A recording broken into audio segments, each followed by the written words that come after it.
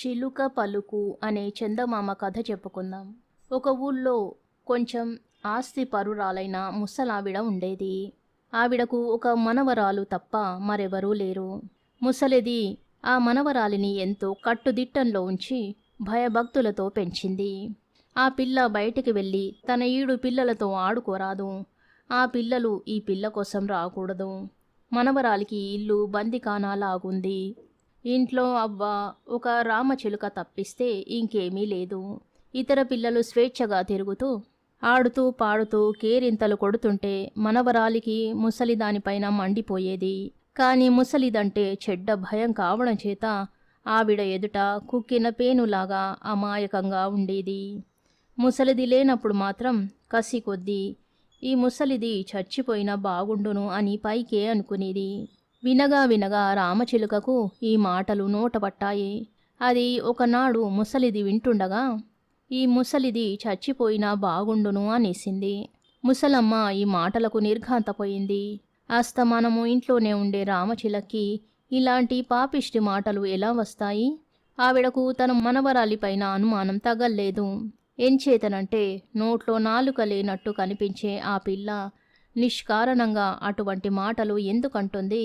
ఒకనాడు ముసలావిడతో తమ ఇంటి సొద ఏదో చెప్పుకోవడానికి పొరుగింటి ముసలామె వచ్చింది.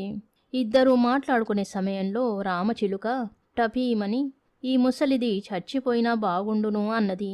ఈ మాటలు వింటూనే పొరుగింటి ముసలమ్మ వెలవెలపోయి మాట్లాడే మాట కూడా పూర్తి చేయకుండా గిరుక్కర తిరిగి వెళ్ళిపోయింది. ముసలిదానికి తల తీసేసినట్టయింది. ఎలాగైనా ఆ చిలుక చేత ఇటువంటి మాటలు మాట్లాడకుండా చేయాలని ముసలిదానికి అనిపించింది. పొరుగునే ఒక శాస్త్రులు గారు ఉన్నారు. వారింట కూడా ఒక రామచిలుక ఉన్నది. అందుచేత చిలుకల సంగతి ఆయనకు బాగా తెలుసు. ముసలిది శాస్త్రులు గారింటికి వెళ్ళి, అయ్యా, మా చిలుక పాపిష్టి మాటలు నేర్చింది. రావడానికి భయంగా ఉంటున్నది. ఎవరైనా ఇంటికి వస్తే భయంగా ఉంటున్నది. దానికి కాస్త మంచి మాటలు అలవడే దారి చెబుదురు అన్నది.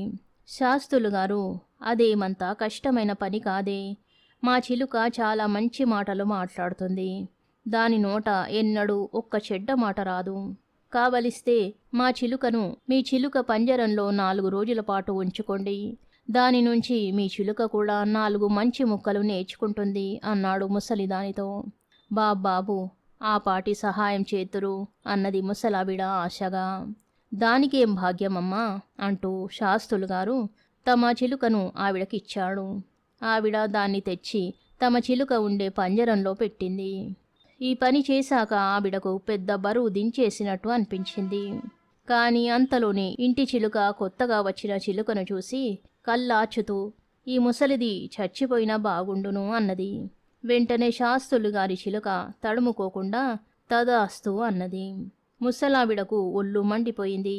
ఆవిడ పంజరం తెరిచి 2 చిలుకలను వదిలిపెట్టేస్తూ పోయి చావండి అని తిట్టింది. కథ సమాప్తం. 3 పెళ్లి కొడుకులు అనే చందమామ కథలోని బేతాళ కథ చెప్పుకుందాం. పట్టువదలని విక్రమార్కుడు మళ్ళీ చెట్టు వద్దకు వెళ్ళి దానిపైనుంచి శవాన్ని దించి భుజాన వేసుకుని ఎప్పటిలాగే మౌనంగా శ్మశానంకేసి నడవసాగాడు.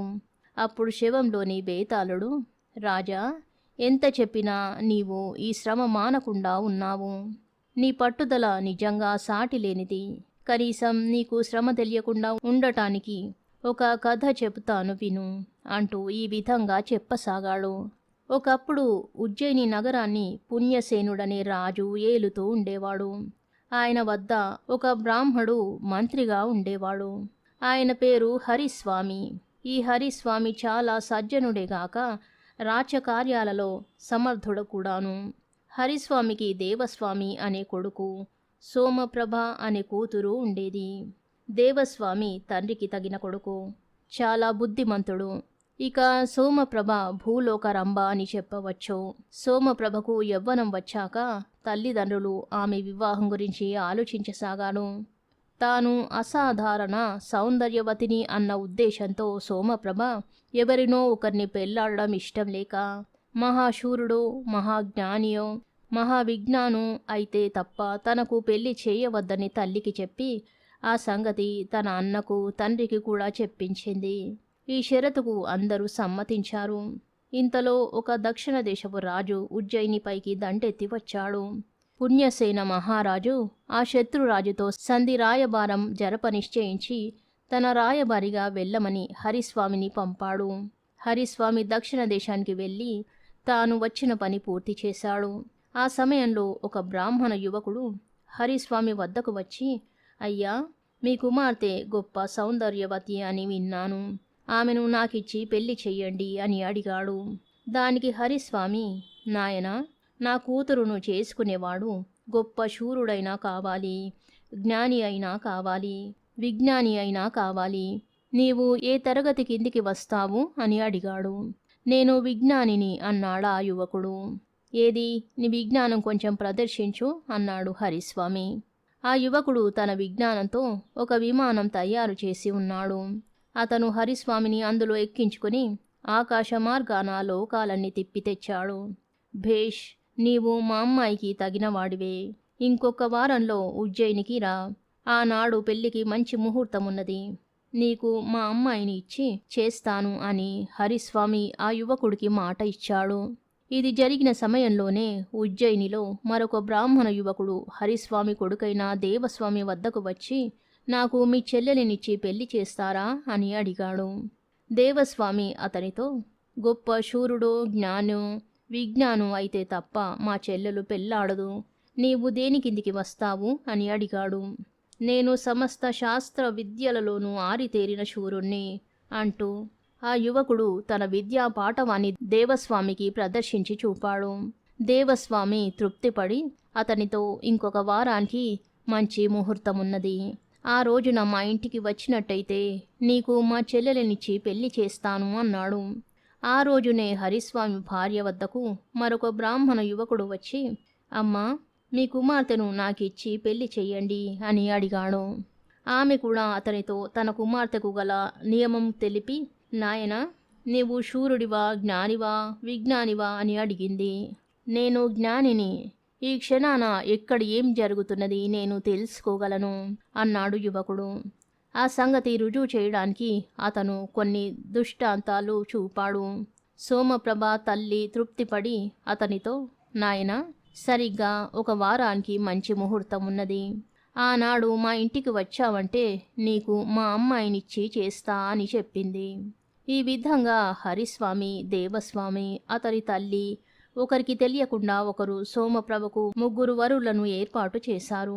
హరిస్వామి ఇంటికి తిరిగి వచ్చి తాను ఒక సంబంధానికి మాట ఇచ్చానని చెప్పగానే మిగిలిన 2 తాము కూడా అలాగే చేశామని బయటపెట్టారు. ఈ చిక్కు నుంచి ఎలా బయటపడదామా అని వారు చింతించసాగారు. వారం తిరిగింది. ముహూర్తం రోజు వచ్చింది. 3 పెళ్లి కొడుకులు హరిస్వామి ఇంటికి వచ్చారు. ఈ సమస్య ఎలా పరిష్కరించడమా అనుకుంటుండగా సోమప్రభ కాస్త మాయమైంది. ఆమె కోసం ఎన్నో చోట్ల వెతికారు. ఎంత వెతికినా ఆమె జాడ తెలియరాలేదు. అప్పుడు పెళ్లి కొడుకులలో జ్ఞాని అయిన వాణ్ణి హరిస్వామి, ఓ జ్ఞాని, నీకు నిజంగా జ్ఞానమే ఉంటే నా కూతురు ఏమైందో చెప్పు అని అడిగాడు.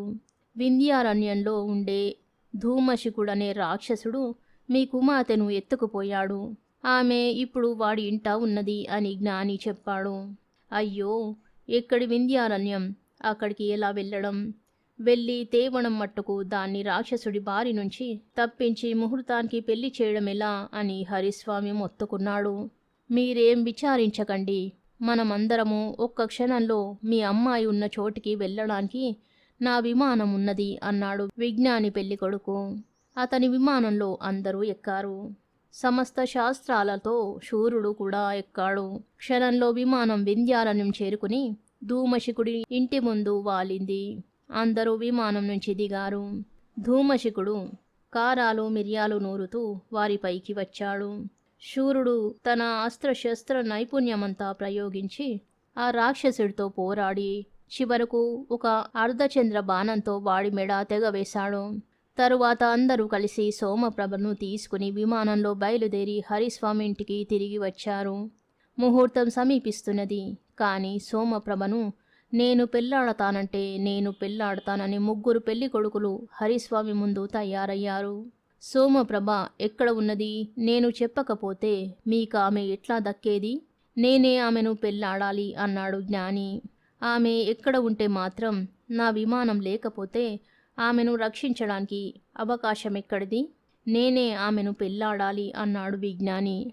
రాక్షసుని చంపి ఆమెను రక్షించిన వాణ్ణి నేనుండగా మరొకరు ఆమెను ఎట్లా పెళ్ళాడతారు అన్నాడు శూరుడు. వీరి వాదనలలో ఎవరిది ఎక్కువ బలమైన వాదనో తెలియక హరిస్వామి తికమకపడ్డాడు. బేతాళుడి కథ చెప్పి, రాజా, ఆ ముగ్గురు పెళ్లి కొడుకులలోనూ సోమప్రభను పెళ్ళాడడానికి ఎక్కువ అర్హత గలవాడెవరు? శూరుడా, జ్ఞానియా, విజ్ఞానియా? ఈ ప్రశ్నకు సమాధానం తెలిసి కూడా చెప్పకపోయావు, నీ తల బద్దలవుతుంది అన్నాడు. దానికి విక్రమార్కుడు, సోమప్రభను పెళ్ళాడడానికి నిజంగా అర్హుడు శూరుడే. అతడే తన ప్రాణాలు ఒడ్డి రాక్షసుడితో పోరి ఆమెను రక్షించాడు. జ్ఞాని గాని విజ్ఞాని గాని అతనికి సహాయకులు మాత్రమే అవుతారు. జ్ఞానము విజ్ఞానము సాధనలే గాని పరమార్థం ఎన్నడూ కావు అని చెప్పాడు. రాజుకు ఈ విధంగా మౌనభంగం కలగగానే బేతాళుడు శవంతో సహా మాయమై తిరిగి చెట్టెక్కాడు. కథ సమాప్తం. శుభం.